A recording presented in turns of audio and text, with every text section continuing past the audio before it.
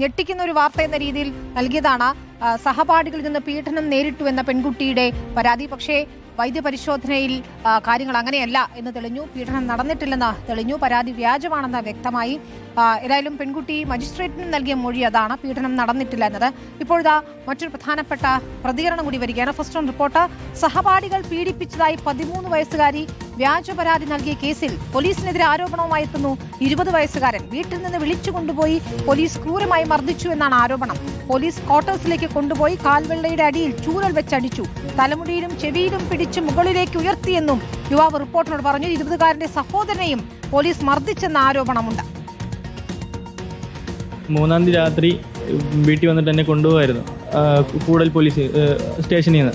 അപ്പോൾ അവർ കൊണ്ടുവന്ന് നേരെ എന്നെ കോട്ടേഴ്സിൽ കൊണ്ടുപോയിട്ട് ആദ്യമേ തന്നെ ചീത്ത വിളിച്ചിട്ട് എന്നെ ഒരു മൂലയിൽ കൊണ്ടിരുത്തിയിട്ട് കാല് നീട്ടി വെപ്പിച്ചിട്ട് ചൂരലുകൊണ്ട് അടിക്കുമായിരുന്നു കാലിൻ്റെ വെള്ളയ്ക്ക്. എന്നിട്ട് ബൂട്ടിട്ട് കാലിലൊക്കെ ചവിട്ടി, അതിൻ്റെ പാടുണ്ട്. അത് കഴിഞ്ഞിട്ട് ചെവിക്ക് പിടിച്ചിട്ട് 2 ചെവിയും പിടിച്ചിട്ട് പൊക്കി, ചെവി മുടിയിലൊക്കെ പിടിച്ച് വലിച്ചു. പിന്നെ കാലിൻ്റെ വെള്ളയിൽ അടിച്ച പാടുകളുണ്ട്. പിന്നെ ചെവിയുടെ ബാക്കിൽ പാടുണ്ട്, ചെവി പിടിച്ച് വലിച്ചതിൻ്റെ. പിന്നെ മുടി പറിച്ച്, അതായത് മുടി പിടിച്ച് വലിച്ച് ഇട്ട് കറക്കി ഇങ്ങനെ. ഈ പോലീസുകാരോട് എല്ലാവരോടും ഞാൻ പറഞ്ഞു, സാറേ ഇതുപോലെ ബൈപ്പാസ് ഷോൾഡർ സർജറി ഇവനെ കഴിഞ്ഞതാണ്, ഇവനെ ഉപദ്രവിക്കൊന്നും ചെയ്യല്ലേന്ന് പറഞ്ഞു. കുറേ തവണ പറഞ്ഞു. അവിടെ എത്തിയപ്പോഴും ഞാൻ പറഞ്ഞു, സ്റ്റേഷനിൽ എത്തിയപ്പോഴും പറഞ്ഞു. ഒരു 10 മിനിറ്റ് കഴിഞ്ഞതിന് ശേഷം ഒരു പോലീസുകാർ ഓടി വന്നിട്ട് പോലീസ് വാഹനത്തിൽ നിന്ന് ലാത്തി എടുക്കുന്നുണ്ട്. ലാത്തി എടുക്കുന്നപ്പോഴത്തേക്ക് എനിക്ക് ഭയങ്കരമായിട്ട് വിഷമമായി പോയി. കാരണം ഇവനെ ഉപദ്രവിക്കാനായിരിക്കുമല്ലോ എന്ന് നമുക്ക് ഊഹിക്കാമല്ലോ, ഒരു ലാത്തി എടുത്തുകൊണ്ട് പോകുമ്പോഴത്തേക്ക്. അപ്പം ഓൾറെഡി ഞാൻ കുറേ തവണ ഞാൻ വിഷമിച്ച് ഞാൻ പറഞ്ഞത്. കാരണം ഇവൻ്റെ കണ്ടീഷൻ നമുക്കേ അറിയത്തുള്ളൂ. കാരണം വ്യാജമാണെന്ന് അറിയപ്പെട്ടത് ഒരു റീസണോ കാര്യങ്ങളോ ഇല്ലാതെ നമ്മൾ ഉപദ്രവിക്കുന്ന ഒരു പ്രവൃത്തിയാണ് അവിടെ കണ്ടത്. കാരണം ചീത്ത വിളിക്കുക, ആവശ്യമില്ലാത്ത വാക്കുകൾ പറയുക.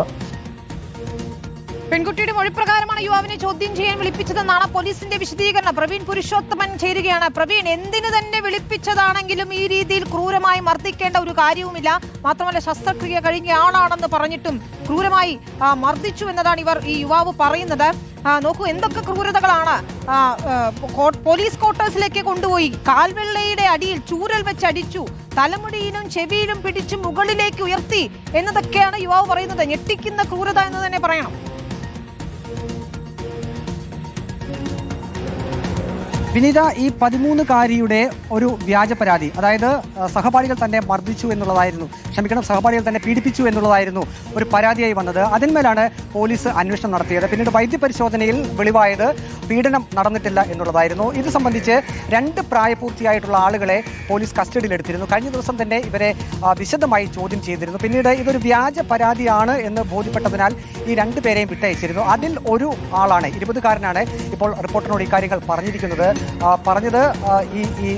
ഈ 20-കാരൻ്റെ മൂത്ത ആൾ, 28 വയസ്സുള്ള ആളെയാണ് ആദ്യം പോലീസ് കസ്റ്റഡിയിലെടുത്തത്. ഒരു ജിമ്മിൽ വർക്കൗട്ട് ചെയ്യുമ്പോൾ അവിടേക്ക് ചെന്ന് പേര് ഇന്നതാണല്ലോ എന്ന് ചോദിച്ചുകൊണ്ട് പോലീസ് അവിടേക്ക് ചെല്ലുകയും അതിനുശേഷം പോലീസ് വാഹനത്തിൽ കയറ്റി കൊണ്ടുപോവുകയുമാണ് ചെയ്തത്. ഇടയ്ക്ക് പ്രായം ചോദിക്കുന്നുണ്ട്. 28 വയസ്സ് എന്ന് പറഞ്ഞപ്പോൾ പോലീസുകാർക്ക് ഒരു സംശയമായി. അപ്പോൾ ചോദിക്കുന്നുണ്ട്, താങ്കൾക്ക് സഹോദരനുണ്ടോ, അനുജനുണ്ടോ എന്ന് ചോദിക്കുന്നുണ്ട്. ഉണ്ട് എന്ന് പറഞ്ഞു.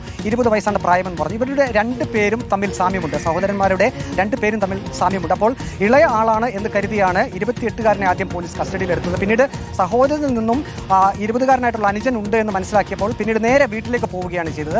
പോലീസ് വീട്ടിലേക്ക് കയറി ചെല്ലുന്നപ്പോൾ 20-കാരൻ ആ വീട്ടിലുണ്ടായിരുന്നു, മാതാപിതാക്കൾ ഉണ്ടായിരുന്നു. അവിടെ വെച്ച് 20-കാരനെ കസ്റ്റഡിയിലെടുത്ത് പോലീസ് സ്റ്റേഷനിലേക്ക് കൊണ്ടുപോകുന്നു. പോലീസ് ക്വാർട്ടേഴ്സിലേക്കാണ് കൊണ്ടുപോയത്. അവിടെ വെച്ചാണ് ഈ പെൺകുട്ടിയുടെ പരാതി പ്രകാരമുള്ള ഒരു ചോദ്യം ചെയ്യൽ അവിടെ നടന്നത്.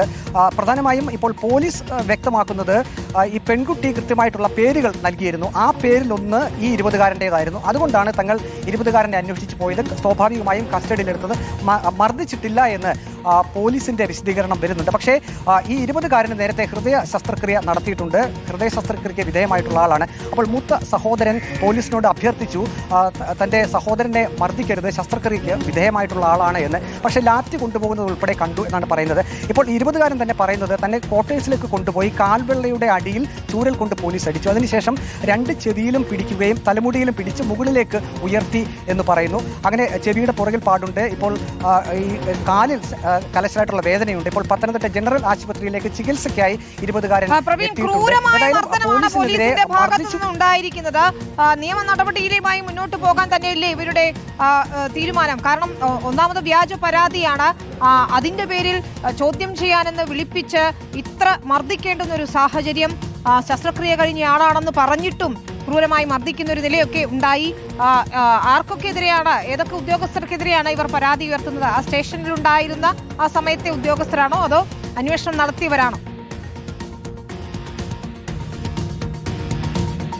ആ സമയത്ത് സ്റ്റേഷനിൽ ഡ്യൂട്ടിയിൽ ഉണ്ടായിരുന്നവർ തന്നെയാണ് അവിടേക്ക് വീട്ടിലേക്ക് ചെന്നത്, ഒപ്പം തന്നെ ഈ ജിമ്മിലേക്ക് ചെന്നതും എന്നാണ് ഈ സഹോദരങ്ങൾ പറയുന്നത്. ഈ 28-കാരനായിട്ടുള്ള മൂത്ത സഹോദരൻ പറയുന്നത് തന്നെ ഒരു പ്രതിയുടെ മട്ടിൽ എന്ന പോലെ പോലീസ് ജീപ്പിനകത്തേക്ക് കയറ്റിക്കൊണ്ടുപോകുന്നത് പലരും കണ്ടു. താൻ ഇന്നുവരെ ഒരു കേസിലും പ്രതിയായിട്ടില്ല, അങ്ങനെയുള്ള ഒരു ബാക്ക്ഗ്രൗണ്ട് അല്ല തനിക്ക് ഉള്ളത്. അത് തനിക്ക് മാനസികമായിട്ട് ഏറെ വിഷമമുള്ളതാക്കി. പക്ഷേ അതിൽ കൂടുതൽ തനിക്ക് വിഷമമുണ്ടാക്കിയത് ഈ പോലീസ് ക്വാർട്ടേഴ്സിൽ ചെന്നതിന് ശേഷം ലാത്തിയുമായി അകത്തേക്കും പോലീസ് പോകുന്നു. അപ്പോൾ ഒരു ലാത്തി കാണുമ്പോൾ സ്വാഭാവികമായിട്ടും മർദ്ദിക്കാനാണ് എന്നൊരു തോന്നൽ ഈ മൂത്ത സഹോദരന് ഉണ്ടായി. അപ്പോൾ കേൺ അപേക്ഷിക്കുന്നുണ്ട്, ഹൃദയ ശസ്ത്രക്രിയയ്ക്ക് വിധേയനായ ആളാണ് തൻ്റെ സഹോദരൻ, അങ്ങനെ മർദ്ദിക്കരുത്, ഒരു കുറ്റവും ചെയ്തിട്ടില്ല എന്ന് പറയുന്നുണ്ട്. പക്ഷെ അതുകൂടാതെ തൻ്റെ കാൽവെള്ളയിൽ ചൂരൽ ഉപയോഗിച്ച് മർദ്ദിച്ചു, ഈ 2 ചെവിയിലും തലമുടിയിലും പിടിച്ച് ഉയർത്തി എന്നാണ് 20-കാരനായിട്ടുള്ള യുവാവ് പറയുന്നത്. യുവാവിന് കലശലായിട്ടുള്ള ശാരീരിക അസ്വസ്ഥതകളുണ്ട്. അതുകൊണ്ട് തന്നെയാണ് പത്തനംതിട്ട ജനറൽ ആശുപത്രിയിലേക്ക് എത്തിയിരിക്കുന്നത്. നിയമപരമായി തന്നെ മുന്നോട്ട് പോകും എന്ന് തന്നെയാണ് ഈ സഹോദരങ്ങൾ വ്യക്തമാക്കിയിരിക്കുന്നത്. വിനീത്, ഈ കേസ് ഏതായാലും ഇവരെല്ലാം വിട്ടയച്ചത് ഇന്നലെ തന്നെ വിട്ടയക്കുകയും ചെയ്തിരുന്നു. പ്രണയ നൈരാശ്യമാണ് ഇത്തരത്തിൽ വ്യാജ പരാതിയിലേക്ക് എത്തിച്ചത് എന്നതാണോ പോലീസ് ഇപ്പോൾ പറയുന്നത്? പ്രവീൺ,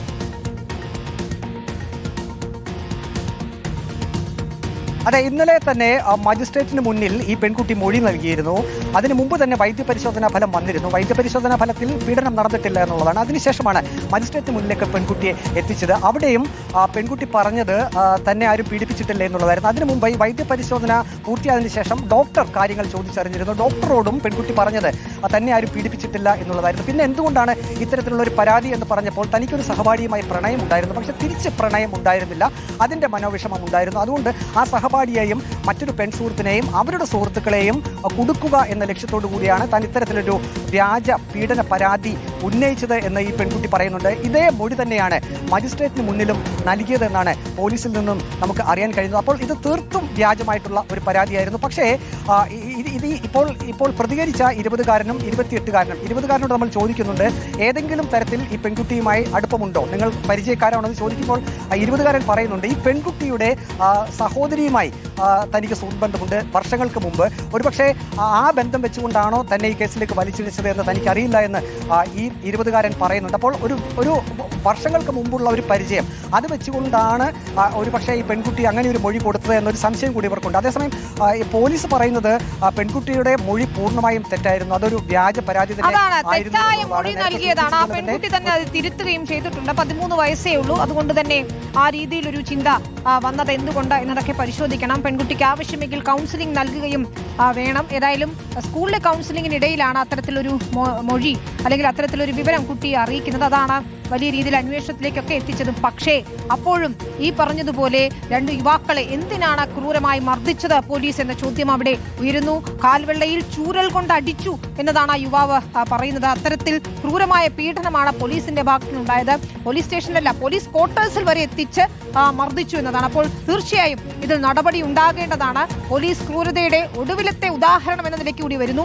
വ്യാജമായ ഒരു പരാതിയിൽ കസ്റ്റഡിയിൽ എടുത്തുകൊണ്ട് അവരെ ക്രൂരമായി മർദ്ദിക്കുകയായിരുന്നു. ഒരു ബന്ധവുമില്ലാഞ്ഞിട്ടും ഒരു പരിചയവുമില്ലാഞ്ഞിട്ടും ക്രൂരമായി മർദ്ദിച്ചു എന്നതാണ് അവർ ഉയർത്തുന്ന പരാതി. തീർച്ചയായും ആഭ്യന്തരമന്ത്രിയുടെ ഉൾപ്പെടെ ശ്രദ്ധ ഈ വിഷയത്തിൽ ഉണ്ടാകേണ്ടതുണ്ട്. കൃത്യമായ നിയമ നടപടികളിലേക്ക് അവർ പോവുകയും ചെയ്യുകയാണ്. പ്രവീൺ പുരുഷോത്തമനാണ് ഞെട്ടിക്കുന്ന ഈ വാർത്തയുടെ വിശദാംശങ്ങൾ നൽകിയത്.